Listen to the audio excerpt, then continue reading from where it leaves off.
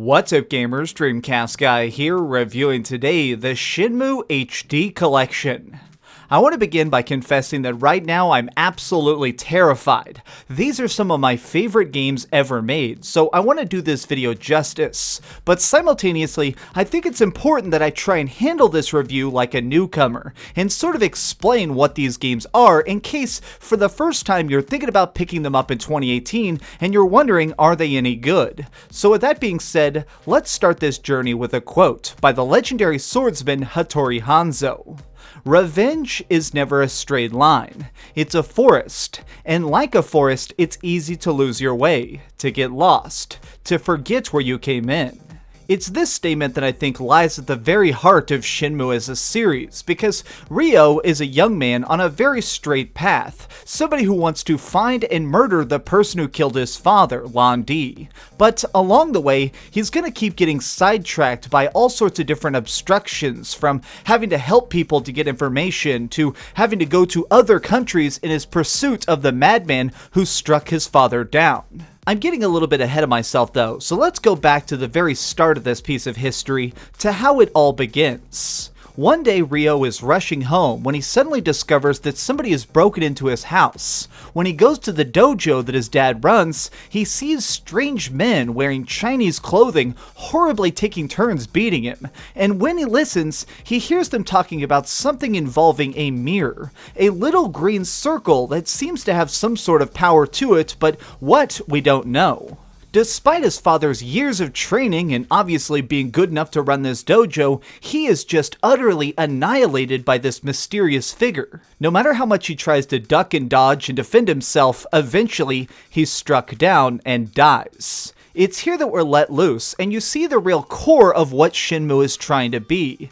It's sort of an investigation game, because you really have no evidence to start with. You've seen some people and you've heard them talk, but who are they? What are their motivations? Why is it that they were willing to come all the way to your country just to try and horrifically ruin your life? All of this is going to be found out, but one piece at a time. This game, in my opinion, is the first truly open-world experience, because it doesn't really give you mission objectives or tell you necessarily what you're supposed to be doing. Instead, you have a vague hint as to what your next lead could be. By exploring something like the docks, you might be able to track down some sailors who are involved with a local mob and can tell you where the next big clue will be. All along, though, you're getting into deeper and deeper trouble. Ryo is just a simple boy. In fact, he's even still in high school, and he's getting involved with things that are way more dangerous than anything he could have ever dealt with before. But in order to seek vengeance, he needs to go deeper and deeper into this underworld. Something I've always loved the most about Shenmue is just the pure act of wandering around and figuring things out completely by yourself, and sometimes seeing things that are uninvolved but very interesting nonetheless. Like, at one point I was walking through the town square in Shenmue I and I saw a random supermarket. I decided, hey, I'm gonna go in there and see what I can buy. When I got in, I noticed that there was a flyer on the wall that said that if you bought any sort of candy or potato chips, you'd get a lottery ticket. Well, that's pretty intriguing, and I wanted to see what I could win, so I ended up buying a couple bags of chips. I started to get stuff like tapes that I could use for getting a soundtrack, a boombox that I could put in my room and listen to any of the different songs from the game whenever I wanted, but most importantly, when I won the raffle, I actually got a Sega Saturn game, which was so puzzling to me. I mean, how do I use this? At what point can I actually find a Sega Saturn? So since I was just burning with curiosity, I decided to run all the way across town back to my house and start searching through things one by one, checking drawers, asking questions, until eventually, when I was in the living room, I discovered that there was a real Sega Saturn that was hidden in the entertainment center, and by putting it on top of the TV and plugging it in, I could now put that disc in the console and play Space Harrier whenever I wanted. It's these details that make the world of Shenmue seem so alive, because while you could, if you wanted, probably beat these games in 10 hours each, the real adventure, the real meat and potatoes of this is slowing down and wandering around, seeing what else could be out there instead of just trying to rush to that next main objective. Another good example of this is in Shenmue I and II when you start working.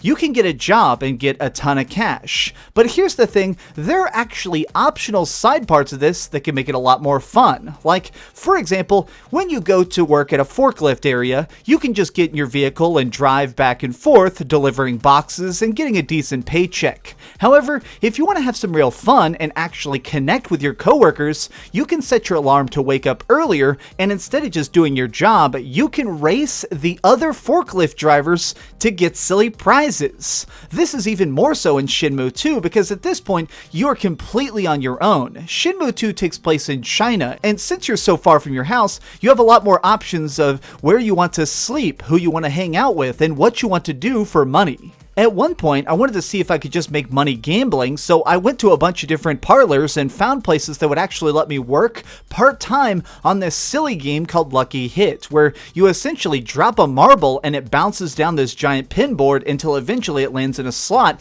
that says you win or you lose. When I'm working there, I basically have to try and lure in different people, tourists and the like, and when I beat them, I get half of all the money I earn for the stand. So I ended up paying my rent just by beating the crap out of people in this game over and over again, which was not only fun, but it gave me a sense of accomplishment. A core part of this game is not just about saving up and being able to get to that next big area, it's also about improving Ryo. Now, keep in mind, this guy grew up in a dojo. He is a martial artist to his very heart. So because of it, he's constantly on a journey not just to get vengeance, but to improve as a martial artist. And so as you progress through the games, you get all sorts of opportunities to find other fighters that aren't exactly hostile and instead want to teach. You can find a Tai Chi trainer in a park who will actually show you a martial arts attack in Tai Chi. Or you can find somebody who's just standing somewhere and maybe wants to teach you a new way to throw opponents.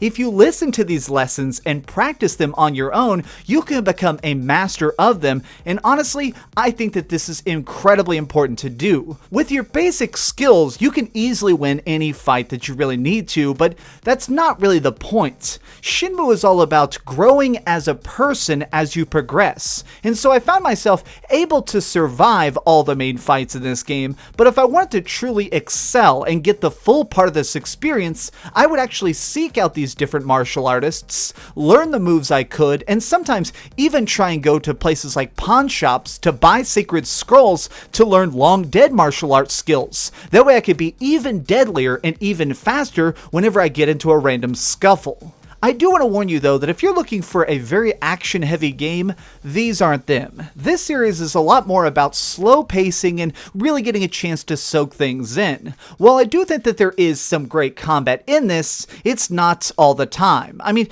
in total, I think I spent about 15 minutes fighting during the entire first game of Shenmue I, because in general, you can solve most confrontations relatively quick if you're a good fighter. Shenmue II has more stuff like fighting arenas and more scuffles, but you're still not going to be exactly getting into giant fist encounters every single time or even every chapter. Along with just standard fights though, there's something else in this game that was really introduced and exploded in this series, which is QTEs, which stands for Quick Time Events. Essentially this makes it where, as the developers have said, instead of being able to just put your controller down when a cutscene is happening, you have to pay close attention. So basically, at times where you'll be like walking through this market and you run into a bunch of gangsters, you need to be ready to press the buttons on screen the millisecond they pop up in order to do strikes or dodges appropriately, and if you mess up, you'll actually get totally different cutscenes. Like, at one point I went into a park and got jumped by a bunch of people, I was not able to fight them off, and I woke up the next day. That entire clue that I was trying to track down was lost to me. I ended up having to do a totally different story route in order to move on to the next chapter. And this is actually what I've always loved the most about Shenmue, which is that there are so many branching paths. If you win a QTE, QTE, you may get a shortcut. If you manage to get another clue a little bit ahead of schedule, you can skip parts of the game that you don't like. Much like I said at the start, revenge is a forest. It is not about just trying to rush to the other side. It's about going around, figuring things out, and making sure that you're strong enough that when you leave the forest, you understand who you are on the path of revenge. While I do absolutely enjoy every moment of both these games, I do want to say that they're not perfect, especially in the modern sense. The biggest thing is the fact that sometimes information isn't always clear. The game isn't very good at conveying certain things, like sometimes when you speak to characters, they will not tell you the truth up front. Let's say you walk up to a street vendor and you try and just ask him about a local biker that you're trying to track down. The first time you press talk, they might say, "Oh, I don't know what you're talking about." The second time they might say, well, come back later. And the third time, they'll randomly just say, "Oh yeah, he hangs out at the arcade down the street." And nothing about this is really telegraphed.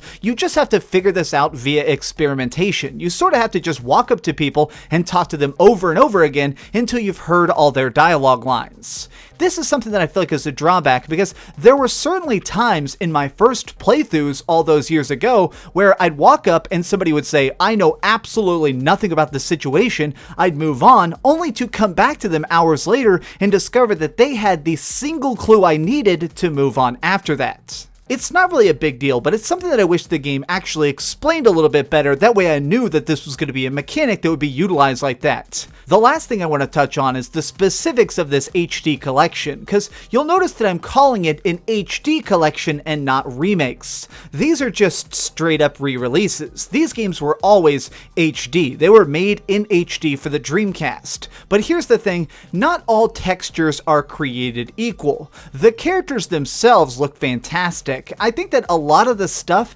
is still really detailed and cool. It's environmental textures that have aged quite badly. Essentially, the way it works out is the more cutscenes that are going to take place in an area, usually the more beautiful it is. But if you're walking just down a random alley and looking at some storefronts, they're going to be very blurry and kind of out of focus even when you zoom in on them. It's not necessarily a bad thing, it just makes it where you end up wanting to hang out in certain parts of town because some look way better than others. Another thing that's a little bit strange that I just want to warn you about is that the game keeps changing aspect ratios. They were basically only able to reprogram this game to be widescreen in certain parts. So during some QTEs and stuff, you'll notice that it goes back to looking like a tube TV with a 4:3 aspect ratio instead of widescreen. It's not annoying, and in fact, I actually adapted to it very quick. My brain eventually just started switching to that automatically, just mentally. You know, I just have to say that going back through these games again has been such an amazing experience.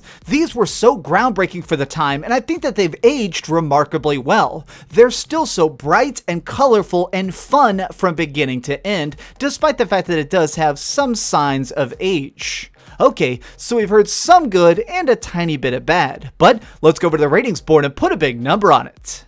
I am giving the Shenmue HD Collection a 9 out of 10.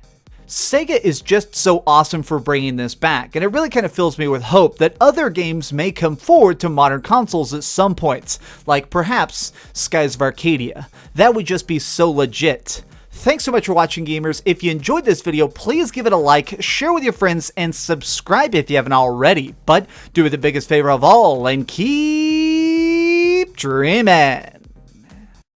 Now that this video is over, it's time to face facts. Shenmue I and II have at last found their true home on modern consoles, but the journey is far from over. Fans must now await the last trip of Ryo Hazuki, the final push to Shenmue III, where we can finally figure out if Ryo is strong enough to find and murder the man who took out his father, Lan Di. Are you willing to wait? Is it time to figure out who could truly know where those sailors are at? Oh, hey, I was just playing a little bit of Grand Theft Auto on my Darth Vader PSP. Are you curious what I'm going to come out with next? Well, if you click this button, you'll be subscribed to be the first to know. Also, if you click over here and here, you can see my latest review and my latest top 10. I promise, it was super good. Or it was really bad, and I'm sure you can just make fun of me in the comments. Either way, it'll be a lot of fun. Thanks so much for watching.